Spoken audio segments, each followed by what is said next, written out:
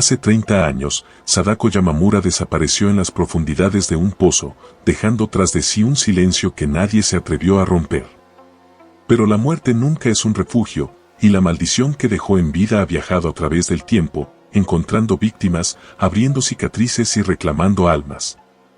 Hoy, lo que veremos no es solo la historia de un espíritu vengativo, sino el testimonio de cómo el miedo puede perpetuarse, atravesando generaciones y cuerpos, hasta alcanzar lo inimaginable.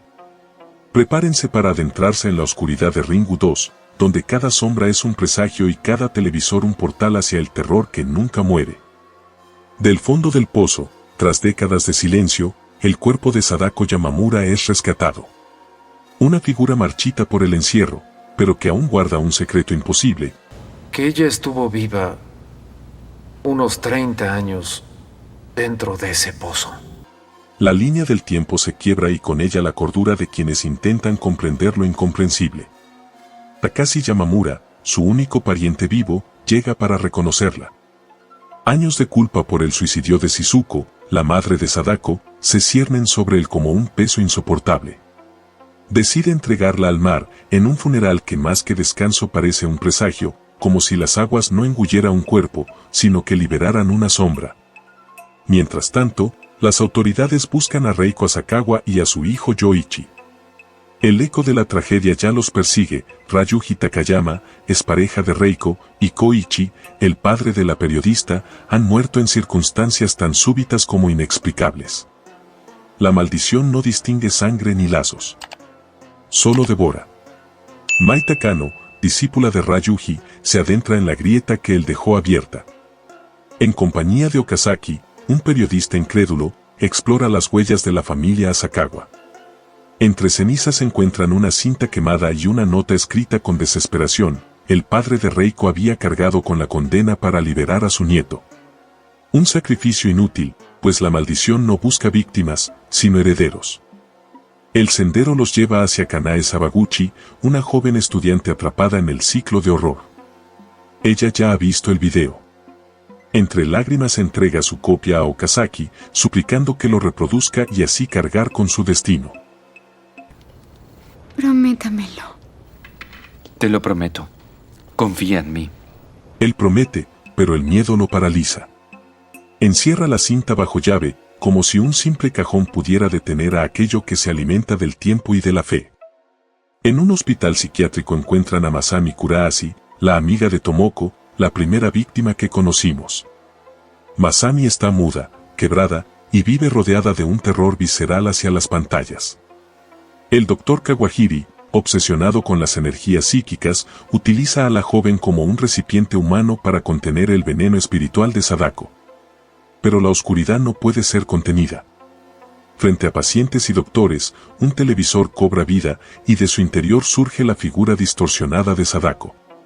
Masami, al borde del colapso, intenta canalizar su miedo en un objeto ritual, y es entonces cuando Mai comprende algo aún más aterrador. El pequeño Yoichi, hijo de Reiko, también ha estado intentando lo mismo. Un niño enfrentándose al peso de una maldición que ningún adulto ha podido soportar. Mai encuentra finalmente a Reiko y a su hijo Yoichi en un centro comercial. El niño permanece en silencio, quebrado desde la muerte de su padre y de su abuelo. Pero el silencio no significa calma. Desesperada, Reiko decide llevarlo ante el Dr. Kawahiri, buscando en su ciencia una salvación que quizá nunca existió. En el hospital, Mai descubre algo perturbador. Okazaki ha guiado a la policía hasta Kawahiri, y frente a todos, el médico inicia un nuevo experimento. Su plan es arrancar la energía de Sadako desde la mente de Masami, proyectando sus visiones en una cinta en blanco. Pero lo que surge no es liberación. Las imágenes del video maldito emergen, reescribiendo la nada con su propio horror. Mai, aterrada por lo que podría desencadenar, destruye la cinta, aunque el mal no se rompe con fuego ni con golpes. El detective Omuta, obsesionado por arrancar respuestas, presiona a Mai sin descanso. En medio de la presión, el detective recibe una llamada y se dirige con Mai a la casa de Kanae, donde han encontrado su cuerpo. Retorcido por el miedo, como si incluso en la muerte Sadako hubiese jugado con sus huesos. Consciente del peligro que se cierne sobre el niño, Mai logra comunicarse con Yoichi telepáticamente, advirtiéndole que debe escapar de la estación de policía. El niño, acorralado, desata su poder contra los agentes, un ataque invisible y brutal que abre el camino a su huida.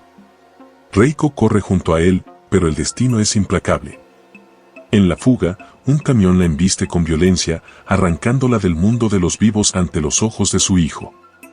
Yoichi, consumido por la ira y el dolor, intenta volcar toda su furia psíquica sobre Omuta. Pero Mai lo detiene, sabiendo que si el niño cruza esa línea, Sadako se apoderará de él para siempre. Ambos huyen, cargando con un destino del que ya no pueden escapar. Mientras tanto, Okazaki, atormentado por la culpa, intenta destruir la entrevista que grabó con Kanae. Pero la muerte no se borra con botones ni con cintas. Su espíritu se materializa frente a él, y lo persigue, reclamando lo que le pertenece. Mai y Yoichi viajan hasta la isla de Oshima. Buscan refugio en el hostal Yamamura, propiedad de Takashi, el último hilo que une a la familia con aquel pasado maldito. Mai acuesta a Yoichi para que descanse mientras ella sale a hablar con Takashi. Takashi le cuenta que Shizuko intentó abandonar en el mar a Sadako cuando nació, pero que al otro día regresó con la niña en los brazos. Takashi lleva a Mai a la cueva donde Sadako nació. Un lugar marcado por los niños que allí eran abandonados. Mai hizo una pregunta que hizo estremecer cada rincón de aquel lugar. ¿Quién era el padre de Sadako? Mai regresa al interior de la casa y lo imposible se materializa ante sus ojos. Shizuko y Sadako están frente a ella, como si el pasado y el presente se fundieran en una sola realidad.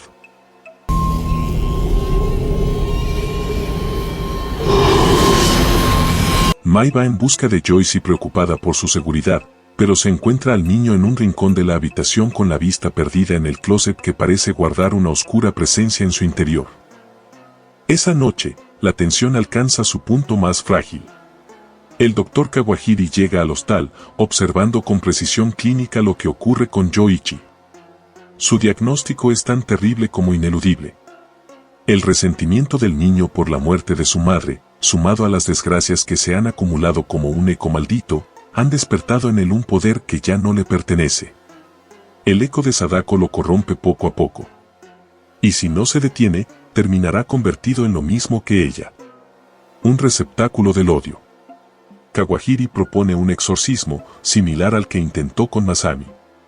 Pero esta vez, será diferente. Mai, consciente del riesgo, se ofrece como conducto para expulsar el rencor de Sadako.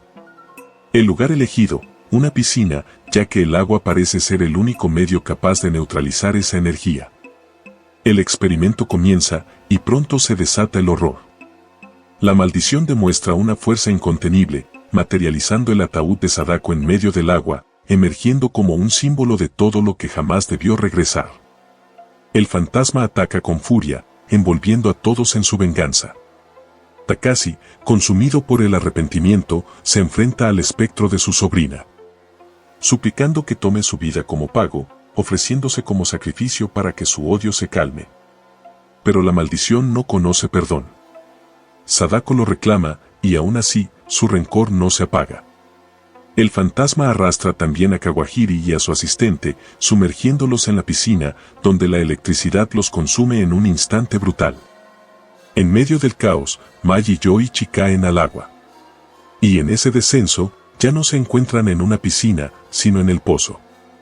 El mismo lugar que se ha convertido en el epicentro de toda la condena. Allí, en las tinieblas, aparece el fantasma de Ryuji.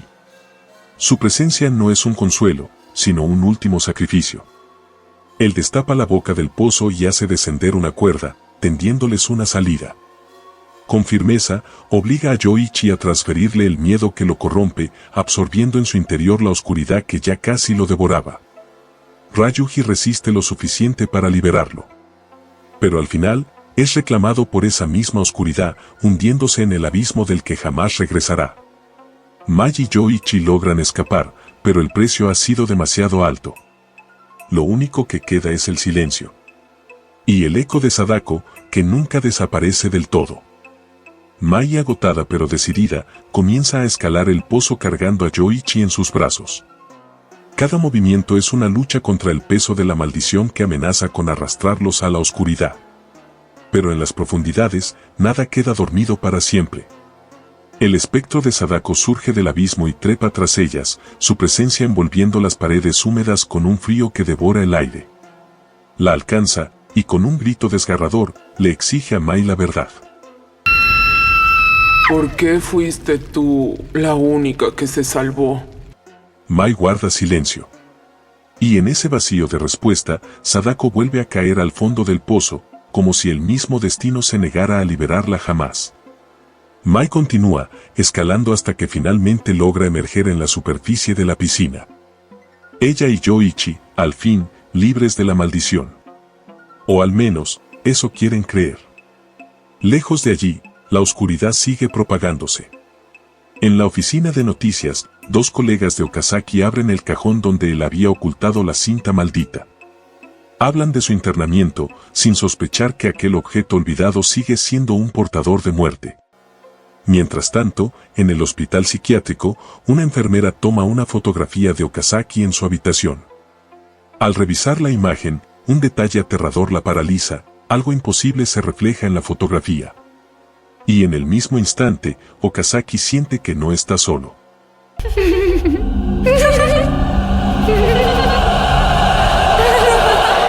Detrás de él, la figura de Kanae, ya convertida en un espíritu vengativo, lo acecha con una persistencia que no conoce descanso. Una condena perpetua, un tormento que jamás le permitirá escapar. Al final, aunque Mai y Yoichi logran escapar, la maldición no ha terminado. Sadako no es solo un espíritu, es la manifestación de un odio que trasciende la vida y la muerte, un recordatorio de que el miedo, cuando se alimenta del dolor y la desesperación, no se extingue fácilmente.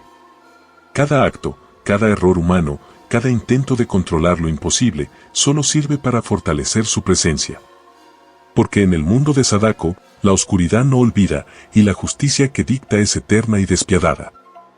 Si te gusta el terror en general y el asiático en particular, no olvides suscribirte para descubrir más historias de terror oriental que desafían la realidad. Dale like, activa la campana de notificaciones y acompáñanos a explorar los secretos más oscuros del miedo, donde cada cinta, cada espíritu y cada sombra tiene su propia historia, esperando a ser revelada. Al final, aunque Mai y Yoichi logran escapar, la maldición no ha terminado. Sadako no es solo un espíritu, es la manifestación de un odio que trasciende la vida y la muerte, un recordatorio de que el miedo, cuando se alimenta del dolor y la desesperación, no se extingue fácilmente. Cada acto, cada error humano, cada intento de controlar lo imposible, solo sirve para fortalecer su presencia. Porque en el mundo de Sadako, la oscuridad no olvida, y la justicia que dicta es eterna y despiadada. Si te gusta el terror en general y el asiático en particular, no olvides suscribirte para descubrir más historias de terror oriental que desafían la realidad. Dale like, activa la campana de notificaciones y acompáñanos a explorar los secretos más oscuros del miedo, donde cada cinta, cada espíritu y cada sombra tiene su propia historia, esperando a ser revelada.